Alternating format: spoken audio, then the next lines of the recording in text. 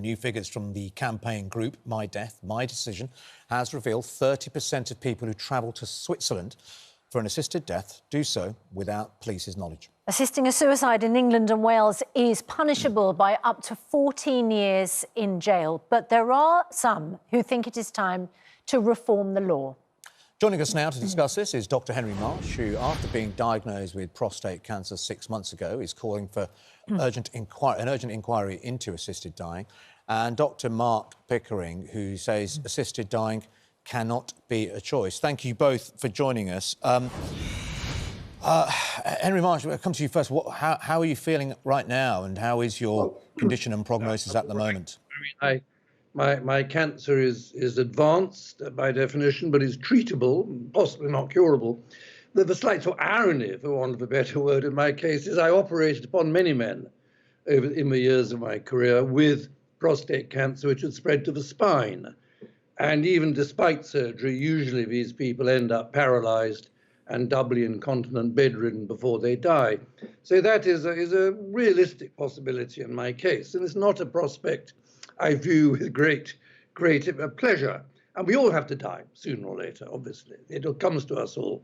But I feel very, very strongly, I would like to know I had the option of choosing when and where I was going to die, when my disease reaches a terminal state. At the moment in this country, we have euthanasia without consent. So-called terminal sedation, the pretense being that people will be dying, people are given such large doses of opiates that they will actually die from it. But the intent is not to kill them. So the law has this strange fudge that you judge an action not by its consequences, but by intent. Now, in many countries now, in recent years, Canada, Spain, New Zealand have all legalized assisted dying. We're no longer in an evidence-free zone, and the evidence is pretty clear that the objections to it, which are largely hypothetical, are not borne out in practice.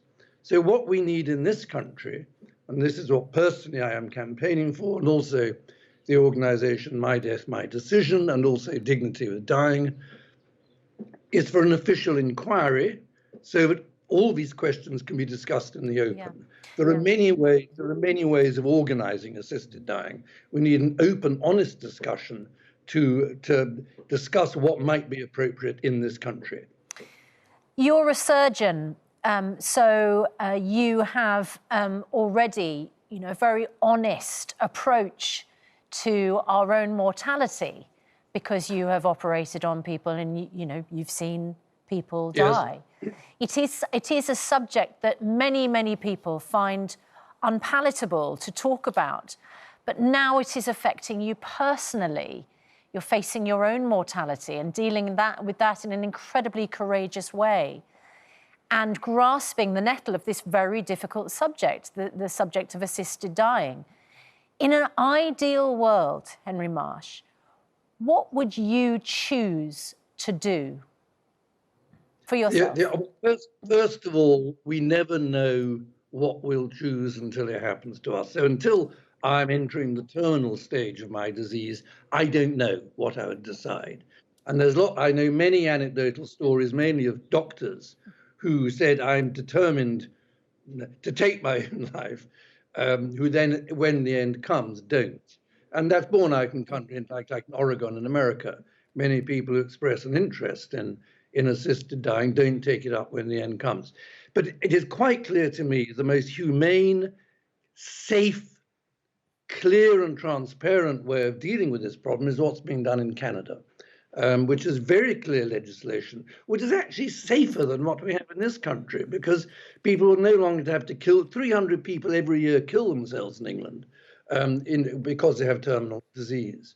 If you had the Canadian legislation, palliative care is mandated to make sure it's clearly discussed. We're not talking about suicide on demand. It's not you say, I want the suicide pill, I want to die. Instead, you use counseling, discussion. It is a decision made over a period of weeks before perhaps the death is assisted. And this seems to me a much more sensible, transparent, and compassionate arrangement than the muddle we have in this country at the moment.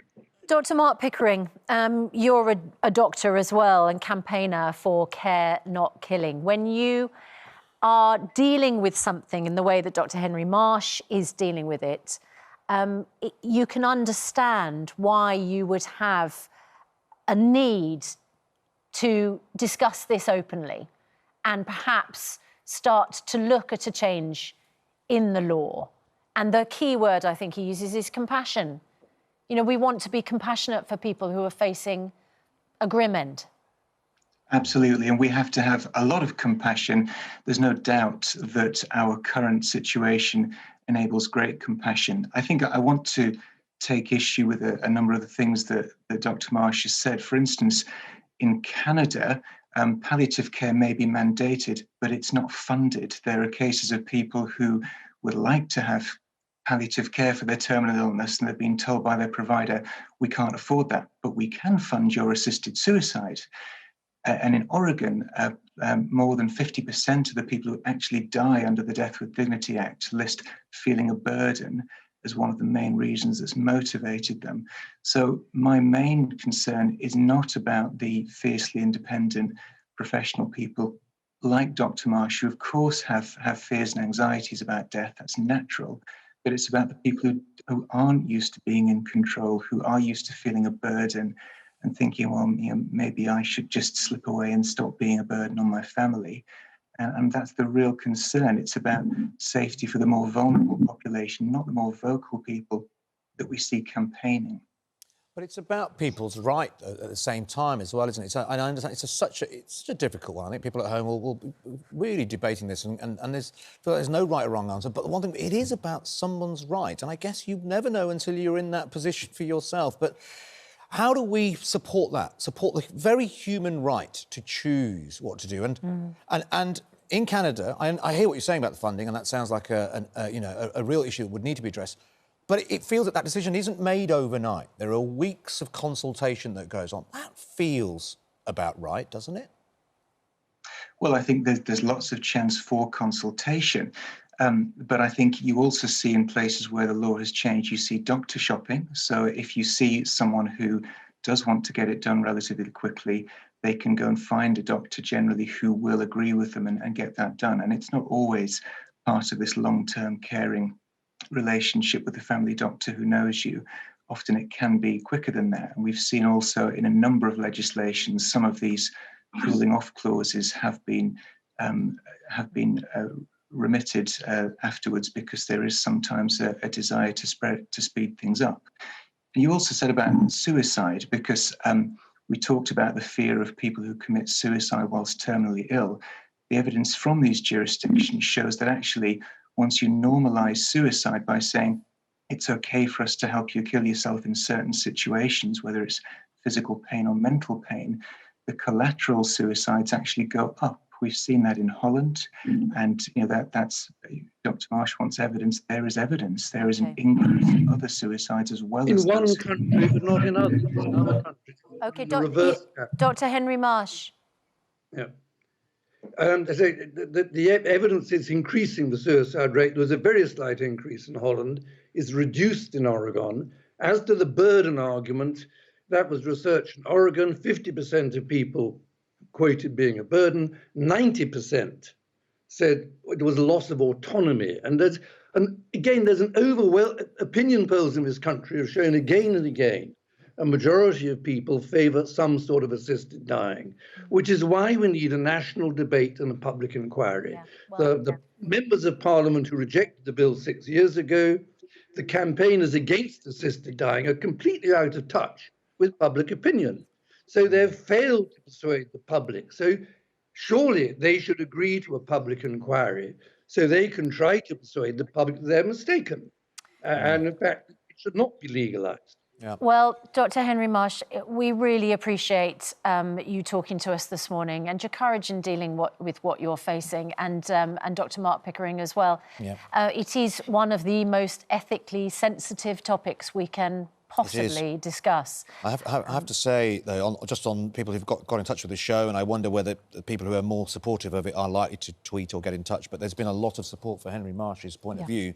Gemma on Twitter says, assisted dying laws should be looked into. My gran has advanced Alzheimer's and is in a home, and she cries because she hates what has become of her.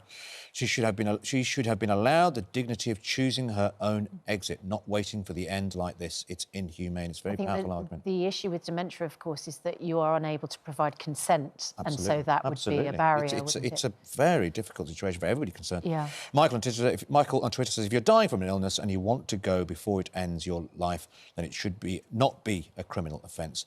Let them go with dignity. And a lot of people effectively saying pretty much the same thing on Twitter. But there will be other people who probably haven't tweeted who feel against it.